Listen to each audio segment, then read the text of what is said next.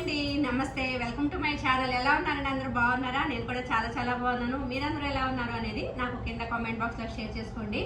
ఇక ఈరోజు మన వీడియో వచ్చేసి వంకాయ నిల్వ పచ్చడి. చూసారా వంకాయలు పండు వంకాయలు అనమాట. వంకాయ పచ్చడిని ఇలా పండు వంకాయలతో పట్టుకుంటే టేస్ట్ అయితే బాగుంటుంది. ఇలాంటి పండు వంకాయలు ఎప్పుడు పడితే అప్పుడు దొరకవు కదా. కొంతమంది ఇలా పండు వంకాయలు కాకపోయినా కొంచెం బాగా ముదిరిన వంకాయలతో కూడా పచ్చడి పట్టుకుంటూ ఉంటారు.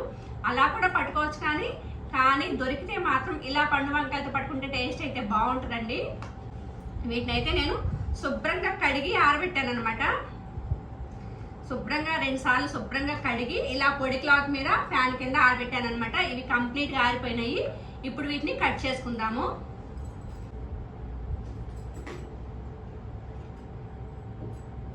ఈ వంకాయలో పుచ్చులు ఉంటాయండి. వంకాయలు అంటేనే మనకు సహజంగా పుచ్చులు ఉంటాయి కదా, చూసుకుని కట్ చేసుకోవాలి. నేను ఇన్ని వంకాయలు తీసుకున్నాను. 1 కేజీ అన్న మొక్కలు అవుతాయేమో అనుకుంటున్నాను. చూడాలి ఎన్ని పుచ్చులు పోతాయో, ఎన్ని పనికి వస్తాయో.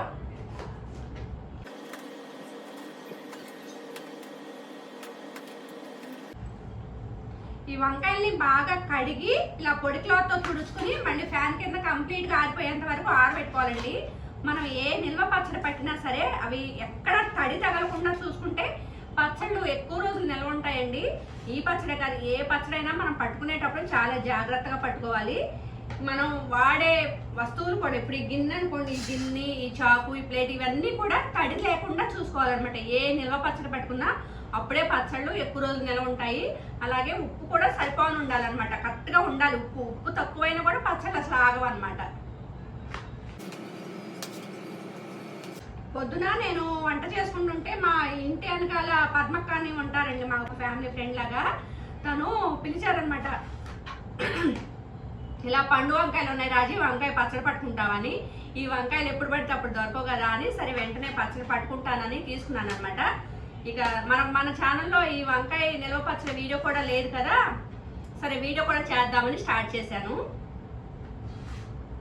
మేమైతే వంకాయలు ఇలా పొడవుగానే కట్ చేస్తామండి. ఇలా పొడవుగా వద్దు అనుకుంటే కొంచెం పొట్టిగా లావుగా కూడా కట్ చేసుకోవచ్చు, అదంతా మీ ఇష్టము.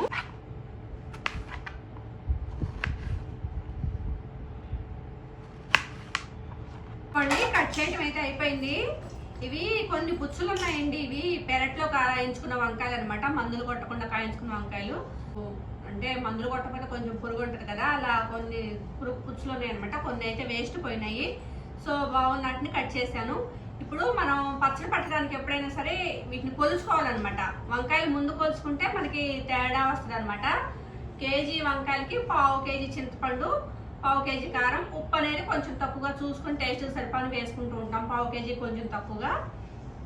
అదే ముందే వంకాయలు కొలుచుకున్నాం అనుకోండి, అలా పుచ్చులుంటే వేస్ట్ అయితే మనకి కొలత తేడా వస్తుంది. వంకాయ పచ్చడికి ఎప్పుడైనా సరే కట్ చేసిన తర్వాత ముక్కల్ని కొలుచుకోవాలన్నమాట. ఇప్పుడు ఎన్ని వంకాయలు అయినాయో వీటిని కొలుచుకోవాలి. ఇంట్లో కాటా లేకపోతే బయట దగ్గరలో ఉన్న షాప్ దగ్గరకు తీసుకెళ్ళి కొలుచుకోవచ్చు. ఇక్కడ నా దగ్గర అయితే ఒక చిన్న కాటా ఉందన్నమాట. దీంతో ఇవి ఎంత వెయిట్ ఉన్నాయో కొలుద్దాము.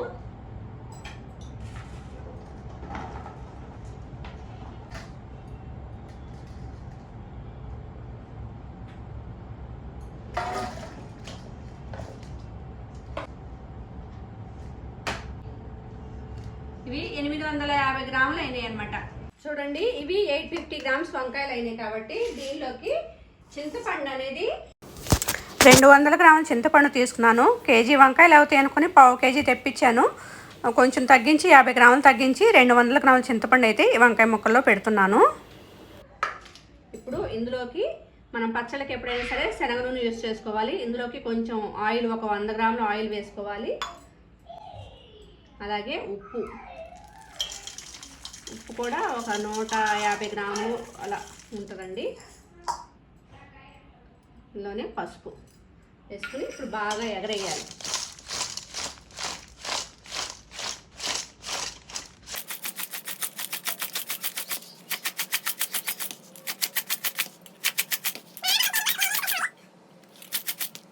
ఇలా కలిపిన తర్వాత ఇప్పుడు వంకాయ ముక్కల్ని కొంచెం పక్కకు తీసి చింతపండు పెట్టేసుకోవాలి అడుగున. ఇప్పుడు దీని మీదకి ఇలా వంకాయ ముక్కలు కప్పి పెట్టాలన్నమాట.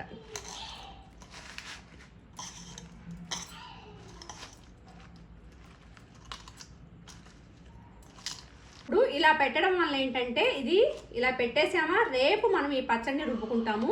ఈ లోపు మనకి ఉప్పు అనేది నీరుగా మారి ఊరి చింతపండు అంతా చక్కగా నానిపోయి ఉంటుందండి. ఇప్పుడు ఇలా పెట్టేసాం కదా, దీనికి మూత పెట్టేసి రేపు పచ్చడి ప్రిపేర్ చేసుకుందాము. ఇది వచ్చేసి నెక్స్ట్ డే అండి. నెక్స్ట్ డే పచ్చడి రుబ్బుకోబోయే ముందు ఆవు పిండి మెంతిపిండి రెడీ చేసుకోవాలి. దీనికోసం ఒక చిన్న ప్యాన్ పెట్టి దీనిలో ఒక టేబుల్ స్పూన్ మెంతులు వేసుకొని లో ఫ్లేమ్ మీద చక్కగా కలర్ మారేంత వరకు వేయించుకోవాలి. ఆ తర్వాత ఇందులోకి ఒక 2 స్పూన్లు ఆవాలు అయితే వేగనవసలేదండి, జస్ట్ అలా కలిపేసి స్టవ్ ఆఫ్ చేసేసి వీటిని ఒక ప్లేట్లోకి తీసుకోవాలన్నమాట. అదే ప్యాన్లో ఉంచితే మాడిపోతాయి. ఒక ప్లేట్లోకి తీసుకొని అవి చక్కగా చల్లారిపోయిన తర్వాత మిక్సీ జార్లో వేసుకొని మెత్తగా పౌడర్ లాగా చేసుకొని ఆవపిండి మెంతిపిండి రెడీ చేసుకోవాలి.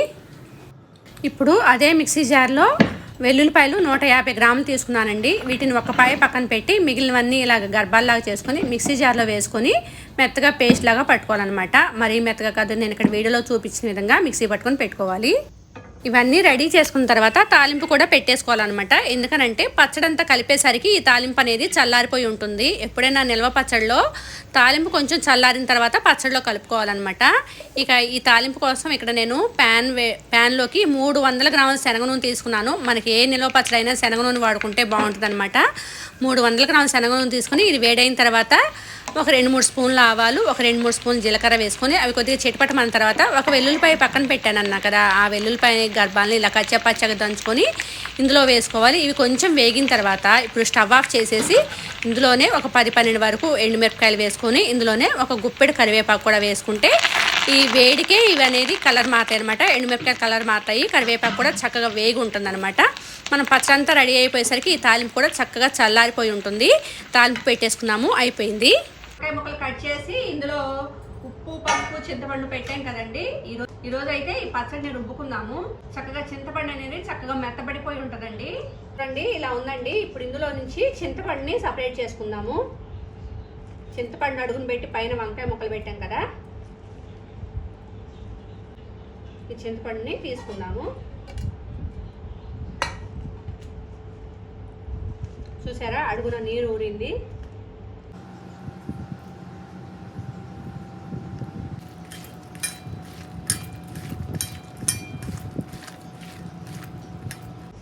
ఈ వంకాయ ముక్కలు గట్టిగా పిండేసి పక్కన పెట్టుకోవాలి.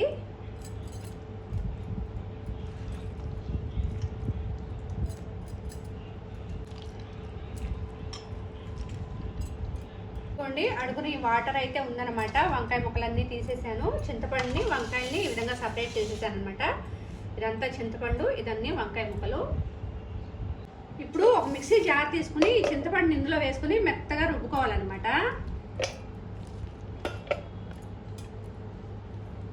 వాటర్ కూడా పోసుకుని ఇందులో మనం కల్లుప్పు వేసాం కాబట్టి అక్కడక్కడ కరగని ఉప్పు గళ్ళు కూడా ఉంటాయి అన్నమాట. మొత్తం ఈ వాటర్ అంతా పోసుకొని చింతపండుని మెత్తగా పేస్ట్ లాగా రుబ్బుకోవాలి.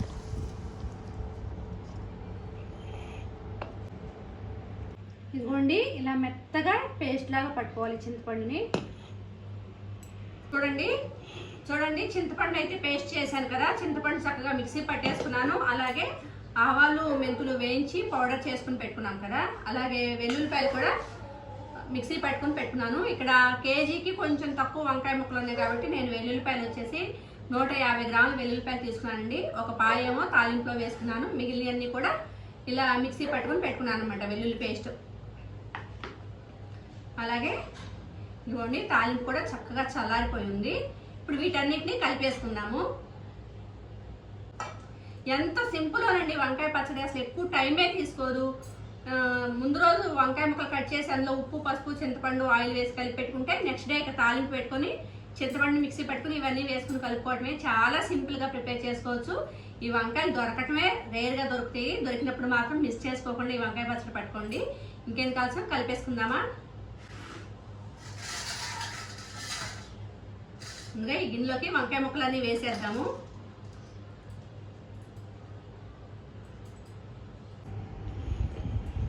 ఈ వంకాయ ముక్కల్లోకి చింతపండు పేస్ట్ వేసేసుకుందాము.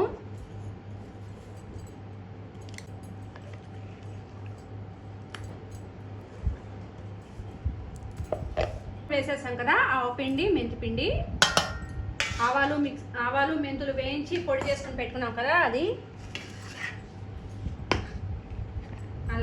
నెక్స్ట్ వచ్చేసి వెల్లుల్లిపాయలు మిక్సీ పట్టుకున్నాం కదా, వెల్లుల్లి పేస్ట్ కూడా వేసేసుకోవాలి. కొంతమంది పచ్చడి అంతా బాగా పడతారు, వెల్లుల్లిపాయలు తక్కువ వేసుకుంటారండి. మంచి ఫ్లేవర్ రావాలంటే, పచ్చడి మంచి స్మెల్గా టేస్టీగా ఉండాలంటే మాత్రం వెల్లుల్లిపాయలు కొంచెం సరిపోని వేసుకోవాలి.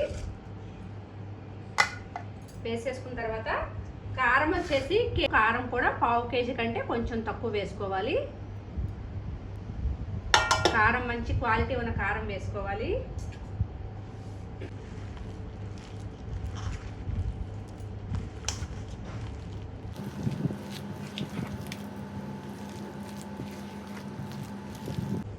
పచ్చడి కలిపేసాం కదా, ఇందులోకి తాలింపు కూడా వేసేసి కలిపేసుకుందాము.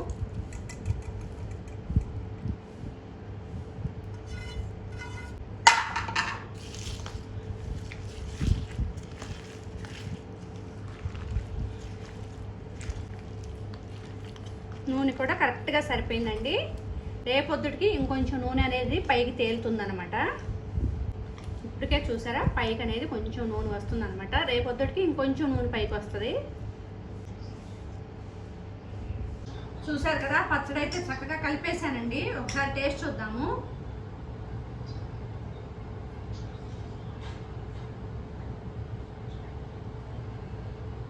కొంచెం ఉప్పు పట్టుతుంది అనిపించిందండి.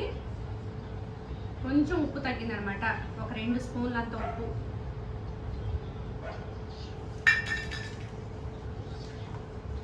ఇప్పుడు ఉప్పు తగ్గింది కాబట్టి సాల్టే వేసుకున్నాను, కల్లుప్పు కరగదు కాబట్టి.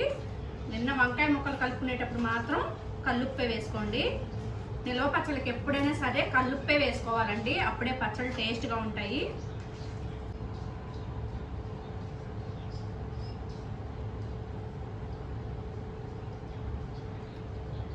ఇప్పుడు కరెక్ట్గా ఉప్పు సరిపోయింది, అన్నీ కరెక్ట్గా సరిపోయినాయండి.